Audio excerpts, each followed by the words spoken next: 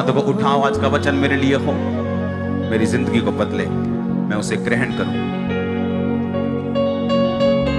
मरकुस की पुस्तक 10 अध्याय की लाइन को पढ़ेंगे। पतरस उससे कहने लगा, देख हम तो सब कुछ छोड़कर तेरे पीछे हो लिए हैं। यीशु ने कहा, मैं तुमसे सच कहता हूं, जो कोई ऐसा नहीं जिसने मेरे और सुसमाचार के लिए घर, भाइयों, बहन, माता पिता या बाल बच्चों और खेतों को छोड़ दिया हो और इस समय 100 गुना ना पाए, और भाइयों, बहनों, माताओं, बाल बच्चों, खेतों को पर सताव के साथ और परलोक में अनंत जीवन। बहुत तेरे जो पहले हैं पिछले होंगे, जो पिछले हैं वो पहले होंगे। इस वचन के लिए जोर से बोलो आमीन, ऊंची आवाज से बोलो आमीन। आज जो वचन मैं आपको देने वाला हूं, ध्यान से सुनना। बहुत साल पहले जब मैं पहले दिन कॉलेज में गया, मेरा इंजीनियरिंग का कॉलेज, बहुत सारे लड़कों को मैंने देखा उधर, क्योंकि वो चंडीगढ़ के पास था। चंडीगढ़ के लड़कों को देखा, वो लड़ने में बहुत तेज थे। ऐसे स्टूडेंट्स थे, लड़ाई में बड़े तेज थे, लड़कियों के लिए बड़े वो अट्रैक्शन का कारण थे। एक लड़का जिसके पटे थे यहां तक, लड़कियों के जैसे जैसे लंबे लंबे उसने बाल रखे हुए थे, सब उसको देख के बोलते थे वाओ, लड़कियां बोलती थी वाओ, लड़के बोलते थे क्या बात है, बदमाशी में ये वो, एक आइकॉन था वो। नशों में चला गया, नशों में था। आज वो इस दुनिया में, उसको छोड़े हुए इस दुनिया को 15 साल हो चुके, शायद 14 साल हो चुके।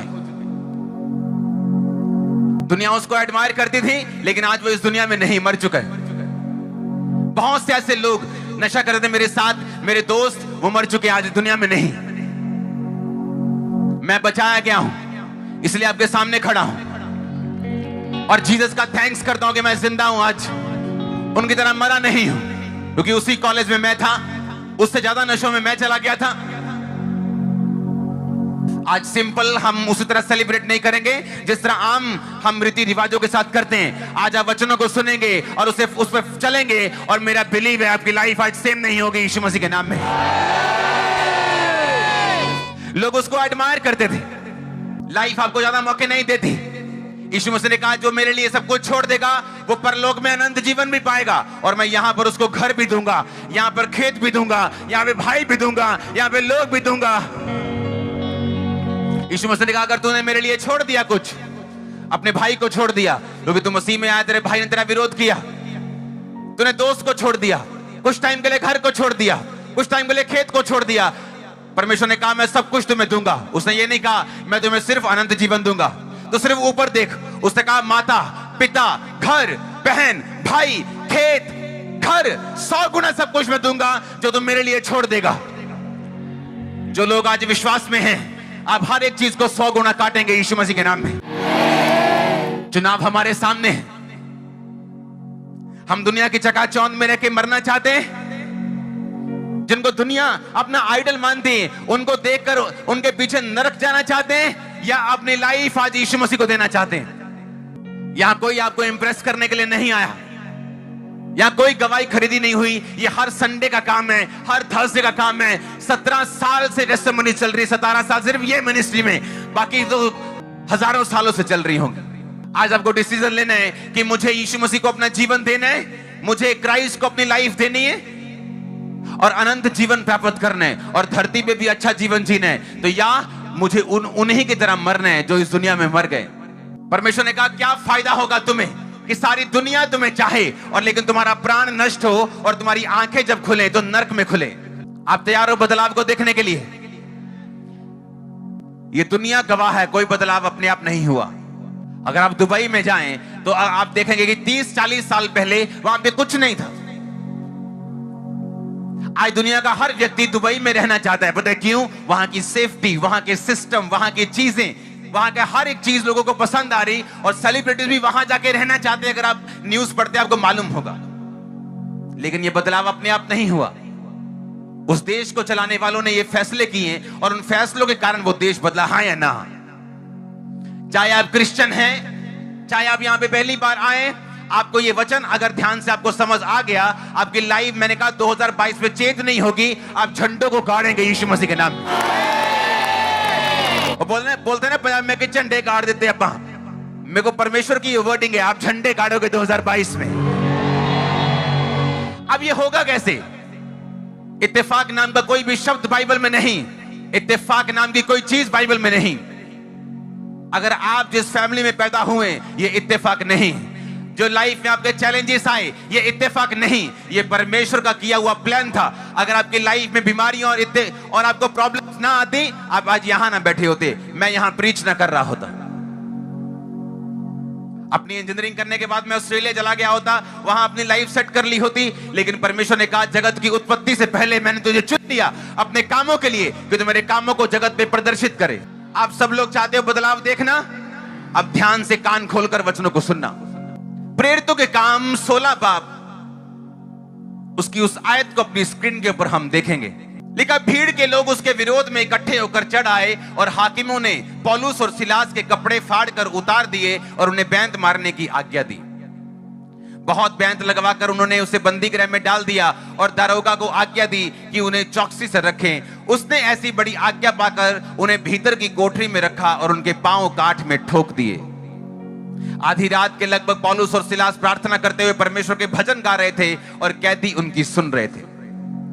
इतने में एकाएक बड़ा भूकंप आया, यहां तक कि उस जेल की नींव हिल गई और तुरंत सब द्वार खुल गए और सबके बंधन खुल पड़े। पूरी चर्च बोले आमीन। आप बदलाव देखना चाहते हो? परमेश्वर ने मुझे क्लियरली शब्दों में कहा है कल रात को, क्लियरली, अगर क्रिश्चियन लोग, अगर मसीह लोग, अगर ये चर्च बदलाव देखना चाहती है, तो आज से, कल से आपको रात की प्रार्थनाओं में जाना पड़ेगा और आपकी लाइफ कभी भी सेम नहीं होगी। नाइट प्रेयर्स में जाना पड़ेगा आपको, ये कंडीशन है। मैं आपको रेमा वर्ड दे रहा हूं, मैं आपको वो वचन दे रहा हूं जो परमेश्वर ने मुझे आपको देने के लिए बोला है। मैंने कहा आपको नाइट प्रेयर्स में जाना पड़ेगा। सिचुएशन चेंज होने वाली, मैं आपको प्रोफेसी दे रहा हूं। आपको नाइट प्रेयर्स में जाना पड़ेगा। आप झंडे गाड़ेंगे 2022 में, मैं आपको बता रहा हूं। परमेश्वर ने कहा था तेरे सामने कोई ठहर नहीं सकेगा। मैंने आपको इसका इब्रानी मतलब समझाया था। उसका मतलब कोई भी अपने आप को तेरे सामने पेश नहीं कर पाएगा कि मैं फलाना हूं, मैं तेरे सामने अपने आप को पेश करता हूं, देख अब मैं तेरे साथ क्या करता हूं, तेरा बॉस हूं, देख तेरी कैसे मैं बैंड बजाता हूं। परमेश्वर ने कहा कोई तेरे सामने खड़ा नहीं रह पाएगा, कोई तेरे सामने ठहर नहीं सकेगा। अब सुनो मेरी बात ध्यान से। आधी रात के वक्त, उससे पहले क्या हुआ, पौलुस और सिलास प्रीच कर रहे थे और उन्होंने एक दुष्ट आत्मा को निकाल दिया। वो दुष्ट आत्मा जो थी, लोगों को भविष्य बताती थी और उसके बाद पैसे लेती थी और अपने मालिकों को देती थी। जब वो औरत पौलुस के पीछे आ रही थी, पौलुस को गुस्सा चढ़ा और उसने दुष्ट आत्मा को डांटा और दुष्ट आत्मा निकल गई। और जब दुष्ट आत्मा निकली तो दुष्ट आत्माएं जो होती हैं, ये विरोध लोगों के बीच में से होकर करती हैं। शैतान आपका डायरेक्ट विरोध नहीं करता, लेकिन तुम्हारा युद्ध मांस और लहू से नहीं, बल्कि अंधकार की शक्तियों, प्रधान हाकिमों, दुष्ट आत्माओं में भी रैंक्स हैं। कुछ दुष्ट आत्माएं देशों के लोगों के ऊपर कब्जा करके देशों को चलाने की कोशिश करती। कुछ दुष्ट आत्माएं ऐसी हैं जो एरिया के ऊपर कब्जा करती। किसी किसी एरिया में आपको मालूम होगा कि सिर्फ किडनी के रोग ज्यादा हैं, किसी किसी एरिया में सिर्फ कैंसर के रोग ज्यादा हैं। फिर दुष्ट आत्माएं लोकल लेवल पे काम करती। जिस तरह हमारा स्ट्रक्चर होता है पुलिस का, कोई हवलदार है, कोई एसएसपी है, कोई डीजीपी है, दुष्ट आत्मा भी स्ट्रक्चर में काम करती। अब जब दुष्ट आत्मा निकाली तो विरोध कहां से होगा? डायरेक्ट तो दुष्ट आत्मा बोलने नहीं आएगी। उसने लोगों के बीच में से विरोध किया और पौलुस और सिलास को पकड़ के उन्हें बैंतें मारी और जेल में बंद करके उनके पांव को, टांगों को काठ में, लकड़ी में यीशु मसीह की तरह ठोक दिया। और एक बात याद रखो, आप यीशु मसीह के लिए मरने के लिए नहीं बुलाए गए, वो मर चुका आपके लिए, आपको आप जीने के लिए बुलाए गए। आप लंबा जीने के लिए बुलाए गए हो, आप सामर्थ के साथ प्रीच करने के लिए बुलाए गए। अब पौलुस को यह बात मालूम थी कि मैं मरने के लिए बुलाए नहीं गया हूं। जब चेलों ने जब लोगों ने उस पे पत्थर मार करके उसको मारा, मरा समझ के चले गए, इतने पत्थर मारे, तो पौलुस ने एक बार भी नहीं कहा स्तिफनुस की तरह मेरी आत्मा को परमेश्वर ग्रहण कर। वो चुप रहा। उसे मालूम था जब तक मेरे मुंह से नहीं निकलेगा मेरी लाइफ कोई नहीं ले सकता। और जैसे चेले आके पौलुस के पास खड़े हुए, पौलुस उठ खड़ा हुआ और फिर से अपने काम पे लग गया। आपको मालूम है कि नहीं? अब ये पौलुस जो था, ये सीक्रेट जानता था, ये भेदों को जानता था। पौलुस आम व्यक्ति नहीं था। पौलुस ने सबसे ज्यादा कलीसियाएं, बाइबल में सबसे ज्यादा कलीसियाएं पौलुस ने स्थापित की हैं। नए नियम में आधे से ज्यादा जो नियम है, जो बाइबल है नए नियम की, यीशु मसीह के बाद की, वो पौलुस ने लिखी। पौलुस भेदों को जानता था, उसे मालूम था कि मुझे प्रॉब्लम से बाहर कैसे आना है। और बाइबल कहती आधी रात के वक्त, उनसे पढ़ेंगे फिर से, आधी रात के लगभग पौलुस और सिलास प्रार्थना करते हुए परमेश्वर के भजन गा रहे थे। जब उनके पांवों को काठ में ठोका हुआ था, वहां पर वो बैठकर माफीनामा लिखने की तैयारी नहीं कर रहे थे कि एक सरकार को माफीनामा लिख देते हैं, हमें माफ कर दीजिए, आपके एरिया में दोबारा प्रीच करने नहीं आएंगे। बाइबल कहती आधी रात के वक्त वो उठे, हाथों में जंजीरें, कहा कोई बात नहीं, ढोल की नहीं जंजीरें बजाते हैं, ठप ठप ठप ठप, चल तू गाएगा। वो गा रहे हैं और वो बजा रहे हैं और तालियों के साथ आधी रात को। और कैदी देख रहे हैं, ये पागल हो गए क्या? इनके पांव काठ में ठुके हुए, इन पे बैंते मारी, पीठ इनकी छिली हुई, कपड़े इनके फटे हुए, और ये आधी रात को क्या कर रहे हैं? पौलुस और सिलास इस बात को जानते थे। भजन संहिता के सभी वचनों को हम पढ़ेंगे। जब मैं बिछोने पर पड़ा तेरा स्मरण करूंगा, तब रात के एक एक पहर में तुझ पर ध्यान करूंगा। कौन कह रहा है? ये भजनकार कह रहा है, दाऊद कह रहा है, उसका बेटा कह रहा है। हाँ, आगे उसके अगला वचन पढ़ेंगे। मेरी आंखें रात के एक एक पहर से पहले खुल गईं कि मैं तेरे वचनों पर ध्यान दूं। ये वो लोग हैं जो आत्मिक रूप से और शारीरिक रूप से बड़े सक्सेसफुल थे। और कोई भी सक्सेस अपने आप नहीं मिलती, ये उसकी एक आदत है। आप मेरी बात समझ रहे कि नहीं? एक सक्सेसफुल बंदा कह रहा है, मैं क्या बोल रहा है वो, एक फिर से वचन पढ़ेंगे। कहता मेरी आंखें रात के एक एक पहर से पहले खुल गई। अगर आप क्रिश्चियंस हैं और पूरी रात सोते हैं, मैं आपको दावा करता हूं, लिख के देता हूं, शैतान आपका पीछा नहीं छोड़ेगा। आपको फाइट करनी पड़ेगी और आप जीतेंगे नहीं। आप कहेंगे मैं बहुत अच्छा हूं, लेकिन ये मुसीबत क्यों नहीं पीछा छोड़ रही मेरा? ये प्रॉब्लम क्यों नहीं जा रही? मैं प्रेयर भी कर रहा हूं, मैं ये भी कर रहा हूं, मैं बड़ा पवित्रताई में भी हूं, लेकिन एक खास तरह की मुसीबत है, एक खास तरह की जो एक ब्रेक थ्रू है, जो आपको चाहिए वो आपको नहीं मिल रहा। Night prayer. दाऊद कह रहा है रात के एक एक पहर से पहले मेरी आंखें खुल गई। मेरी वाइफ जानती है रात को मैं कैसे प्रार्थना करता हूं। कुछ भी हो, नाइट प्रेयर को मैं अपने रूम में आपको मिलूंगा। जब परमेश्वर ने मुझे लोग देने शुरू किए, और वो लोग जब लाखों में होते गए, अगर आज आप यहां लाखों में बैठे, लाखों ओवरफ्लो में बैठे, लाखों ब्रांचेस में बैठे, जब लाखों लोग हुए, सुनो मेरी बात, तो आप जानते लोगों के दिल में क्या है मुझे नहीं मालूम। वो भीड़ को कैसे लेते मुझे नहीं मालूम, उनके लिए एंटरटेनमेंट है ये मुझे नहीं मालूम। लेकिन सुनो मेरी बात, लेकिन मैं परमेश्वर से बोल रहा था कि परमेश्वर, ये सारे लोग, किसी को कुछ प्रॉब्लम है, किसी को कोई प्रॉब्लम है, किसी को कुछ दिक्कत है, मैं प्रार्थना में कम होके, मैं अपने परिवार में बिजी होके, अपने काम में बिजी होके, कि चर्च कौन सा मुझे तनख्वाह देती है, तो मैं अपना काम भी साथ साथ करूं। मैं अपने काम में बिजी होके, अपने परिवार में बिजी होके इन लोगों को धोखा देना नहीं चाहता हूं। क्योंकि अगर मेरी प्रेयर 2 घंटे भी है, तब भी परमेश्वर को आपको भेजेगा। मैंने ऐसे पास्टर देखे गलत काम करके भी प्रचार करना नहीं छोड़ते। लेकिन मैं प्रभु से कहा, मैंने कहा परमेश्वर, मैं लोगों को और तुझे धोखा नहीं दूंगा। अगर तू मुझे इतने लोग दे रहे हैं, तो मैं घंटों तेरी हजूरी में बैठा करूंगा, ताकि जब मैं परमेश्वर की प्रेजेंस से यहां उठ के जाऊं, तो वचन तेरे लोगों के हृदय में जाए और दिल में छेद करे उनको। आप मेरी बात समझ रहे कि नहीं?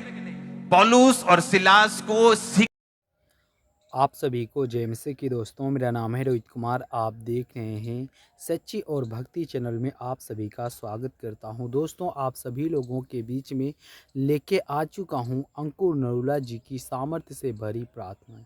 दोस्तों, आज हमारे बहुत से ऐसे मसीही लोग हैं जो अपने जीवन में हमेशा परेशानियों से लेकर के जूझते रहते हैं, और तमाम प्रकार की दिक्कतें और तमाम प्रकार की मुसीबतें उनके जीवन में आती रहती है। लेकिन मेरे प्रियो, प्रभु का वचन कहता है, आप लोगों को अपने जीवन में कभी भी हताश या परेशान या आपको कभी भी निराश होने की ज़रूरत नहीं है।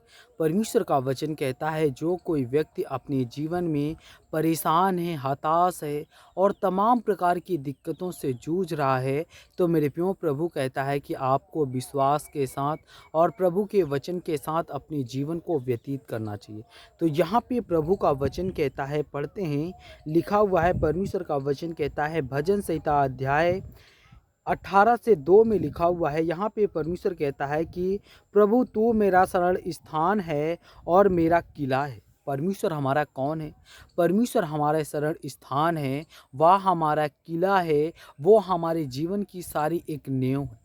वो हमारे जीवन का एक ठोस नींव होती है जिसमें हम अपने जीवन को व्यतीत करके अपने आप को मजबूत बना सकते हैं। अपने आप को जो आज डगमगाते हैं, जो आज आपके जीवन में समस्याएं आती हैं, मेरे प्रियो परमेश्वर कहता है कि आपके जीवन में समस्याएं नहीं आने देगा। आपको हर एक विपत्ति से, हर एक प्रॉब्लम से, हर एक दुख से, हर एक प्रॉब्लम से आपको बचाएगा। तो यहाँ पे परमेश्वर का वचन कहता है, पढ़ते हैं, यह वचन हमें याद दिलाता है कि भगवान हमारी सुरक्षा और शरण है। परमेश्वर हमारी कौन है? परमेश्वर हमें इस बात को याद दिलाता है कि परमेश्वर हमारा सुरक्षा है, वो हमारा हमारा सुरक्षा शरण है। वो हमको हर एक प्रॉब्लम से, हर एक दुख से, हर एक मुसीबत से और हर एक शैतानी बंधन से हमें छुटकारा दिलाता है। इसीलिए जितने मेरे मसीह भाई बहन हैं, मैं आप सभी लोगों से कहना चाहता हूँ कि प्रभु का वचन कहता है आप लोगों को अपने जीवन में विश्वास के साथ और प्रभु के वचन के साथ अपने जीवन को व्यतीत करना बहुत ज़रूरी है। और यहाँ पे परमेश्वर का वचन कहता है, पढ़ते हैं, लिखा हुआ है, यह वचन विश्वास और साहस को प्रेरित करता है कि जब हम परमेश्वर हमारे साथ है तो हमें किसी भी डर का सामना नहीं करना चाहिए। मेरे प्रियो यहाँ पे परमेश्वर का वचन कहता है, ये वचन हमें क्या करता है? विश्वास लाने में प्रेरणा देता है, विश्वास को मजबूत करने में प्रेरणा देता है। और परमेश्वर का वचन कहता है कि परमेश्वर हमारे साथ है तो हमें किसी भी चीज़ को डरना नहीं चाहिए और ना ही परेशान होना चाहिए। परमेश्वर कहता है आप लोग विश्वास के साथ और प्रभु के वचन के साथ अपने आप को व्यतीत करो। और यहाँ पे प्रभु का वचन कहता है, मैं प्रभु से कहता हूँ कि तू मेरा परमेश्वर है, मैं तेरी आशा, तू मुझ पर निर्भर है। यहाँ पे परमेश्वर का वचन कहता है कि मैं प्रभु से कहता हूँ कि तू मेरा कौन है? परमेश्वर है। प्रभु से हमें कहना चाहिए कि तू मेरा परमेश्वर है, मेरी सारी आशा तुझ पर निर्भर है। मेरी जितनी भी आशाएं हैं, हमें अपने परमेश्वर से कहना है कि हे सर्वशक्तिमान परमेश्वर, तू हमारा परमेश्वर है और हमारी जितनी भी आशाएं हैं वो सिर्फ तुझी पर निर्भर हैं। और परमेश्वर का वचन कहता है प्रभु की वाणी सच्चाई से भरी है और वह अपने सबको कामों में सच्चा है। यानी कि परमेश्वर इस बात को कहता है कि प्रभु की वाणी जो है, प्रभु की जो वाणी होती है वो सच्चाई से भरी है और वह अपने सब कामों में सच्चा है। और परमेश्वर का वचन कहता है, यह वचन भगवान की सच्चाई यानी कि परमेश्वर की सच्चाई को विश्वसनीयता को युक्त करता है। वो हमारे विश्वास को मजबूत करता है, वो हमारे विश्वास को कमज़ोर नहीं होने देना चाहता। क्योंकि मेरे प्रियो प्रभु का वचन कहता है आज बहुत से ऐसे मसीही लोग हैं जो अपने जीवन में विश्वास से कमज़ोर होते हैं। और जो व्यक्ति अपने जीवन में कमज़ोर रहता है, प्रभु कहता है कि वो अपने जीवन में कितना भी कुछ भी कर ले, कहीं भी चला जाए, लेकिन परमेश्वर कहता है कि परमेश्वर आपकी प्रार्थना को नहीं सुनेगा। क्यों नहीं सुनेगा? क्योंकि आपके अंदर विश्वास नहीं है। और जिस व्यक्ति के अंदर विश्वास नहीं रहेगा वह व्यक्ति हमेशा अपने जीवन में कमज़ोर ठहराया जाएगा। तो जितने मेरे मसीह भाई बहन हैं, आप सभी लोगों से कहना चाहता हूँ, God bless you all of you, आमीन। नेक्स्ट वीडियो मिलता हूँ दोस्तों।